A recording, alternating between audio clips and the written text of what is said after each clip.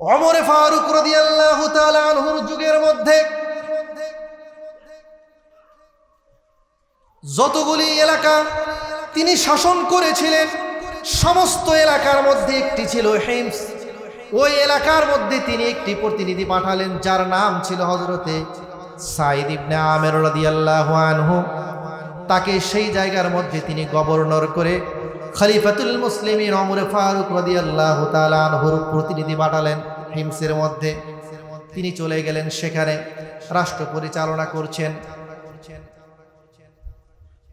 ওমর ফারুক রাদিয়াল্লাহু আনহু বেশ কিছুদিন পরে হিমসের মধ্যে যাওয়ার পরে সেইখানকার মানুষদেরকে জিজ্ঞেস করলেন, আমার পক্ষ থেকে তোমাদেরকে যে আমি শাসক বানিয়ে পাঠিয়েছি সাঈদ বিন আমেরকে, তার সম্পর্কে তোমাদের কোনো অভিযোগ আছে কিনা বলো। হিমসের লোকেরা সকলে বলল, আপনি যে শাসক পাঠিয়েছেন সাঈদ বিন আমের, তার সম্পর্কে আমার 3টা অভিযোগ আছে। কয়টা? জোরে বলুন, কয়টা? 1 নাম্বার হলো ইন্নাহু লা ইয়াখরুজু ইলাইহিম হাত্তা ইয়াতাআলান্নাহা,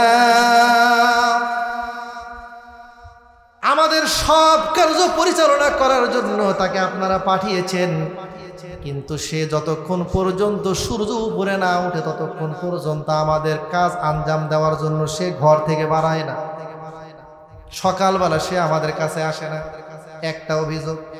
2 নাম্বার হলো আন্নাহু লা ইয়ারুদ্দু আলাইহিম বিল্লাইল, 2 নাম্বার হলো আমাদের কোনো সমস্যা তিনি রাত্রেবেলা সমাধান করে দেন না, দিনের বেলা সমাধান করেন যা করার, রাতে আমাদের সময় দেন না। 3 নাম্বার তার সম্পর্কে অভিযোগ হচ্ছে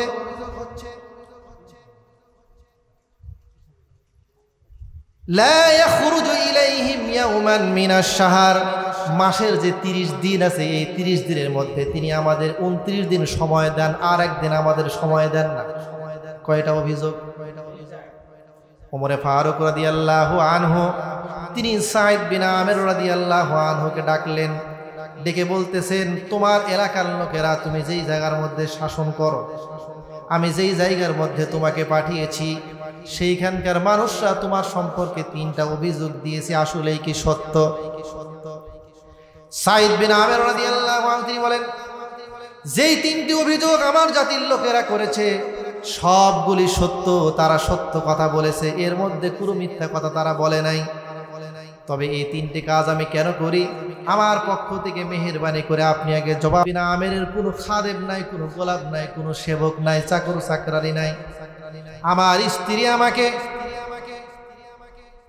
সকালের নাস্তা তৈরি করে দিবে ক্ষমতাও তার নাই, এজন্য আমি নিজেই কম নিজেই পিষি, নিজেই খামিরা বানাই, আটা তৈরি করি, এরপরে সেখান থেকে রুটি বানাই, নিজে খাই, ছেলে মেয়েদেরকে সেখান থেকে খাবারের ব্যবস্থা করে দিয়ে তারপরে আমি মানুষদের কাজের জন্য বেরিয়ে আসি।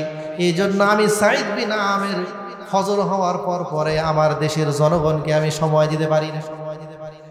2 নম্বর, তারা যে আমার সম্পর্কে অভিযোগ করেছে,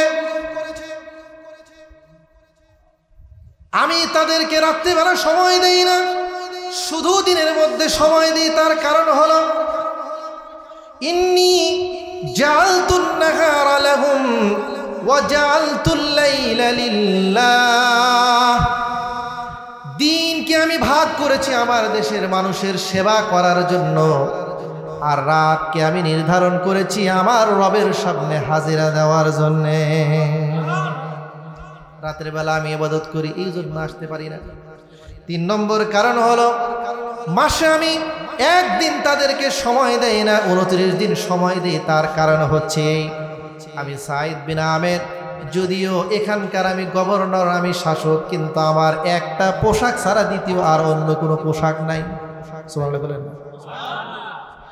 ও একটা কাপড় আমি যেই দিন ধুয়ে দিই মাসের মধ্যে একদিন, ওই দিন আমি কাপড়টা শুকানোর আগ পর্যন্ত বের হতে পারি না।